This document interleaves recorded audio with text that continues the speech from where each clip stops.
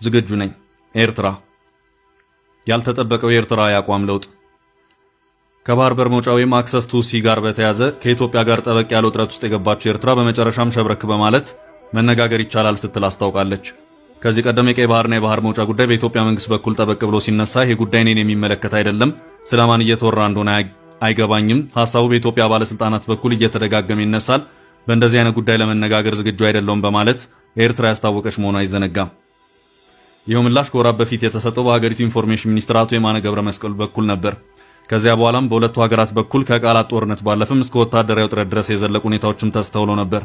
አሜሪካን ጨምሮ የአውሮፓ ሀገራት ነገር አብርዱ፣ መነጋገር ካለባችሁም ተነጋገሩ በማለት አቋማቸውን በመግለጽ ጫናቸውን ሲያሳድሩም ከርመዋል። ከሰሞኑ በተባበሩት መንግስታት 80ኛው ጠቅላላ ጉባኤ ላይ ለመሳተፍ ወደ ኒውዮርክ ያመራው የኤርትራ ልዑካን ቡድን ከቀደመው ጊዜ ለየት ያለ አዲስ የኤርትራ አቋምን አሳውቋል። ይሄውም አዲሱ የኤርትራ አቋም ችግር የለውም መነጋገር እንችላለን የሚለው ነው ታይቷል። መረጃው የተሰራጨው በማንም አይደለም። የመረጃው ምንጭ በኢትዮጵያ ኤርትራ ኤምባሲ ነው።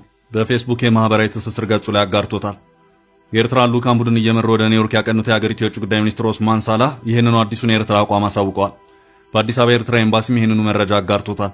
ይህ የኤርትራው አዲሱ አቋም ይፋ የሆነው የኤርትራ የውጭ ጉዳይ ሚኒስትር ኦስማን ሳላህ በኒውዮርክ ቆይታቸው ከፕሬዝዳንት ዶናልድ ትራምፕ ከአፍሪካ ጉዳዮች ልዩ አማካሪ ማሳድ ፋሬስ ቦሎስ ጋር በመከሩበት ወቅት መሆኑን ይኸው የኤርትራ ኤምባሲ አክሎ መረጃ መላክቷል። ኦስማን ሳላህ በዚህ ውይይት ወቅትም በአፍሪካው ቀንድና ከተወሰኑ ጊዜያት ወዲህ ዋነኛ አጀንዳ በሆነው የቀይ ባህር ጉዳይ ላይ ከትራምፕ ልዩ አማካሪ ጋር የመከሩ መሆኑም ታውቋል።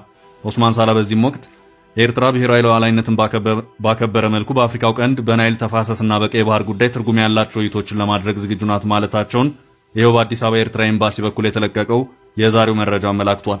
ይህም አዲስ የኤርትራ አቋም ተደርጎ ሊወሰድ የሚችል ነው እየተባለለትም ይገኛል።